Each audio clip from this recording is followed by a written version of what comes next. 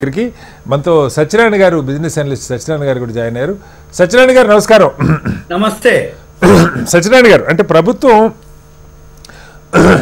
ఈ లిమిట్ పెట్టడంలో లిమిట్ పెంచడంలో రెండు మూడు నాకు అర్థం కాల. ఒకటి, ఈ మిగతా అన్నిటికీ పేమెంట్స్, హోటలు, ఫ్లైట్ టికెట్స్, లేదంటే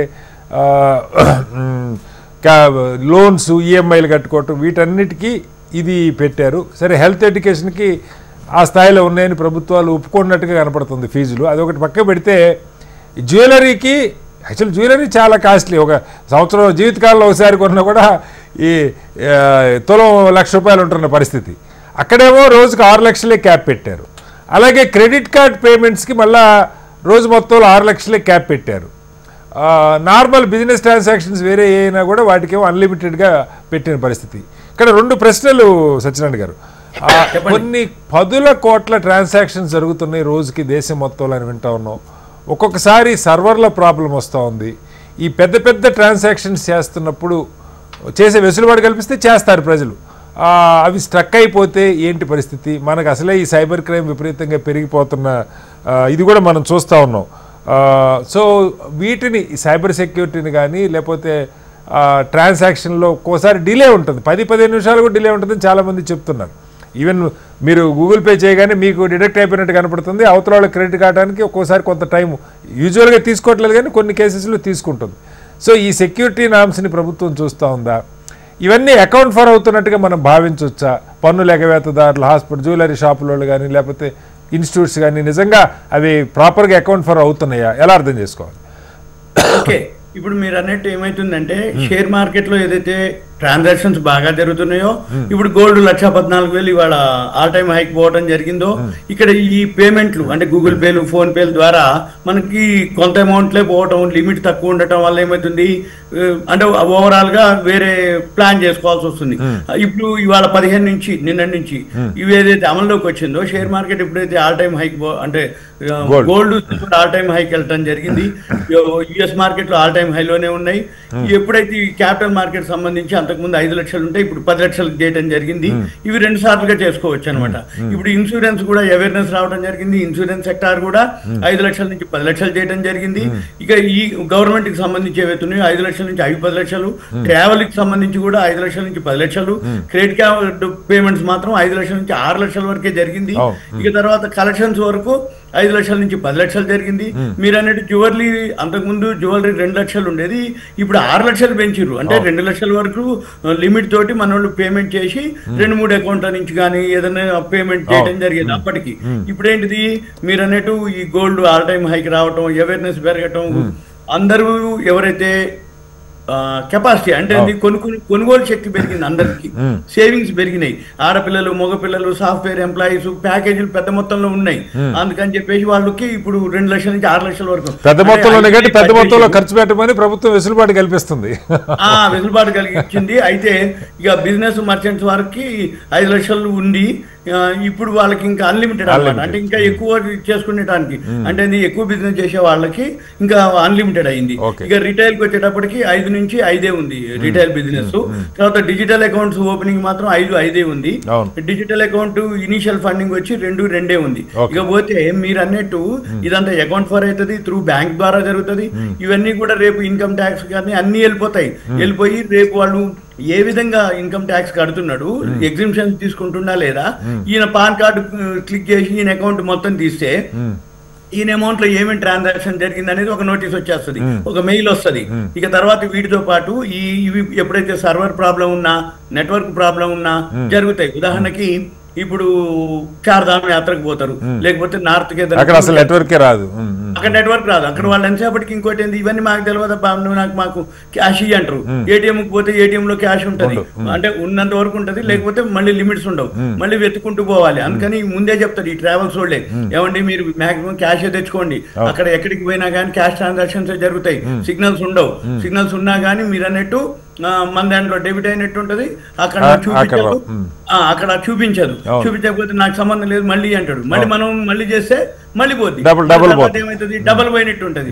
మళ్ళీ మనం వాడిని వెతుకోవాలి, తీసుకోవాలి, ఇవన్నీ పెద్ద ప్రాబ్లం. అందుకని ఈ టూరిస్ట్ పోయినప్పుడు, ట్రావెల్స్ పోయినప్పుడు, ఇంకా వీటన్నిటితో పాటు ఇప్పుడు ఈ మధ్య మీకు ఇన్కమ్ ట్యాక్స్ నుంచి నోటీసులు రావడం, కర్ణాటకలో గప్చిప్ బండి ఆయనకే 40 లక్షల రూపాయలు నోటీస్ వచ్చింది. ఏది ఇంకా కర్ణాటక మొత్తం ఇప్పుడు వాళ్ళు ఇడ్లీ బండోళ్ళు, గప్చిప్ బండోళ్ళు అక్కడ పలకలు పెట్టడం ఏమని, no UPI transactions, only cash transactions. అంటే ఏంది, వాళ్ళందరికీ నోటీసులు రావడం, చివరికి వాళ్ళొక యూనియన్ ఏర్పడటం, వాళ్ళొక అడ్వకేట్ని పెట్టుకోవటం, వాళ్ళు ఫైట్ చేయడం. అంటే ఏంది, ఇవన్నీ ఏవైతే ఉన్నాయో ఓకే లిమిట్స్ పెంచడం అనేది అఫీషియల్గా క్యాష్ ట్రాన్సాక్షన్స్ తగ్గించడానికి, వీళ్ళంతా అకౌంట్ ఫర్ అయినప్పుడు ఇన్కమ్ ట్యాక్స్ కోసానికి, ఇవన్నీ పాజిటివ్ న్యూస్. ఇంకా రాబోయే రోజుల్లో ఇంకా వీటితో మీరు అన్నట్టు ఇంకోటి ఏంటంటే, ఈ యూపీఐ లిమిట్స్ కాకుండా ఎన్ఈఎఫ్టీ అయితే అది సేఫ్గా ఉంటుంది. అంటే అఫీషియల్గా చేసేవాళ్ళు, పెద్ద మొత్తం చేసేవాళ్ళు ఇప్పటి వరకు ఆర్టీజీఎస్ లేకపోతే నెఫ్ట్ చేస్తుంటారు, నెఫ్ట్ చేస్తారు, ఆర్టీజీఎస్ చేస్తారు. కాబట్టి ఏమైతుంది, దాంతో వేరే ఏవైతున్నాయో అవన్నీ ప్రాబ్లం లేకుండా ఉంటాయి. యూపీఐ ట్రాన్సాక్షన్స్ హైయెస్ట్ అన్నమాట. అంటే అంత ఘనంగా ట్రాన్సాక్షన్స్ ఇప్పుడు ఇంట్రడ్యూస్ అయిన దగ్గర నుంచి ఇప్పటి వరకు మామూలుగా జరగట్లేవు. అంటే అందరికి అవేర్నెస్ రావటం, ఈ యూపీఐ ట్రాన్సాక్షన్స్ ఏవైతే ఉన్నాయో అవన్నీ తోటి అంటే సెక్యూరిటీ పాయింట్ ఆఫ్ నాకు ఒకటి చెప్పండి. అంటే మిమ్మల్ని ఎందుకు అడుగుతున్నానంటే, ఇప్పుడు సరే నెట్వర్క్ లేని టూరిస్ట్ ప్లేస్లు ఎక్కడో చార్ధామ్ యాత్ర అలాంటిది పక్కకు పెడదాం, మామూలుగా నెట్వర్క్ బాగానే ఉండే దగ్గర కూడా నంబర్ ఆఫ్ ట్రాన్సాక్షన్స్ ఒకేసారి ఎక్కువ జరుగుతున్నప్పుడు, ఒకే టైంలో యాక్సిడెంట్లుగా అవి స్ట్రక్ అయిపోతున్నాయి, కొంతమంది రావట్లేదు వెనక్కి అని చెప్తున్నారు. దానికి సంబంధించి ఏంటి అన్నది ఒకటి. రెండవది సత్యనారాయణ గారు, ఈ సైబర్ క్రైమ్ పెరిగితే ఒక్కసారి ఈ ట్రాన్సాక్షన్లో అంతకుముందు 1,00,000 లిమిట్, ఇప్పుడు 5 లక్షలు 10 లక్షలు ఎగిరిపోతే వాళ్ళ పరిస్థితి ఏంటి? రికవరీ కూడా చాలా తక్కువ ఉంది. అట్లు ఓ ఎంపీ గారి 92 లక్షలు పోయినాయి, ఇంకెవరో ఒక యూనివర్సిటీ, ప్రైవేట్ యూనివర్సిటీ వాళ్ళు 2.5 కోట్లు కట్టారు. సైబర్ క్రైమ్ కూడా మరి ఇది లింక్ అవుతుంది కదా? అవును, ఎట్లా అసలు అయ్యేది ఎక్కువ సైబర్ క్రైమ్కి వెళ్తాయి ఇవన్నీ. ఎందుకంటే ఈజీ మనీ కదా, ఈజీ అయ్యేటప్పటికి ఇప్పుడు మీరు ఏం చేయొద్దండి, మీరు లింక్ పెట్టండి, లేకపోతే స్క్రీన్ షాట్ పెట్టండి, లేకపోతే మీరు దీని మీద క్లిక్ చేయండి అని అనగానే ఆటోమేటిక్ గా వీళ్ళు ఏం చేస్తారు, ఇవన్నీ లేదని అంటారు. ఇక అకౌంట్ అంతా మీరు అన్నట్టు వాష్ అవుట్ అయిపోతుంది. ఇప్పుడు జరుగుతున్న అట్లా సైబర్ క్రైమ్లన్నీ ఇవే కథ. కాకపోతే సేఫ్టీ ఉంటుంది, కాకపోతే మనము కొంచెం అంటే మన ఈ మధ్య కాలంలో ఇప్పుడు ఎయిర్టెల్ ఉందనుకోండి, స్పామ్ కాల్స్ వస్తాయి. ఇటువంటి ఏవైతే ఉన్నాయనుకోండి, అవి ముందే అవి రెడ్ కలర్ లో రావటం, మనము ఈ యూపీఐ ట్రాన్సాక్షన్ కొంచెం మీరు అన్నట్టు ఉంటుంది. కాకపోతే జాగ్రత్తగా ఉండాలి, కొంచెం అవేర్నెస్ ఉండాలి. ఎందుకంటే ఈజీగా అయిపోతుంది, సెకండ్లలో వెళ్ళిపోతాయి. మనము పేమెంట్ చేయాలన్నా ఇమీడియట్ వెళ్ళిపోతే, మనకెవరైనా చేసినా కానీ ఇమీడియట్ జమ అయిపోతుంది. కాబట్టి అందరూ దీనికి అలవాటు పడటం జరిగింది. ఈ గూగుల్ పే, ఫోన్ పేలు కూడా అంటే ప్రైవేట్ కాబట్టి చాలా ఫాస్ట్ గా, అంటే అసలు ప్రభుత్వం పెట్టింది ఏమైంది, మనకి భారత్ పే ఒకటి పెట్టేట్టు గుర్తున్నా కదా, ఎక్కడుందో కూడా మనకు తెలియదు.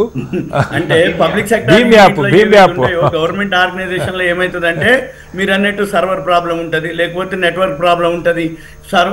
ఈ private Google pay, phone pay అనుకోండి, బ్రాండ్ ఇప్పుడు గూగుల్ ఉంది అనుకోండి, వరల్డ్ లోనే హైయెస్ట్ మార్కెట్ క్యాపిటలైజేషన్ ప్రభుత్వం అప్పుడు చెప్పింది. గూగుల్ పే ఉంటుంది అన్నట్టు, మీరు అన్నట్టు ఎక్కడైతే సర్వర్ ప్రాబ్లం ఉండకుండా వాళ్ళు చూస్తారు. నీ సెల్ ప్రాబ్లం ఉందంటే, నీ సిగ్నల్ ప్రాబ్లం ఉంది, నీ చిన్న ఫోన్ ఉంటది, అవి నీ ప్రాబ్లం కానీ వాళ్ళది ఉండదు అనమాట ఎక్కువ శాతం. అందుకని ఎక్కువ శాతం గూగుల్ పేలు, ఫోన్ పేలు ఎందుకు రెస్పాన్స్ బాగా ఆదరణ పొందినాయి అంటే ఇదే రీజన్.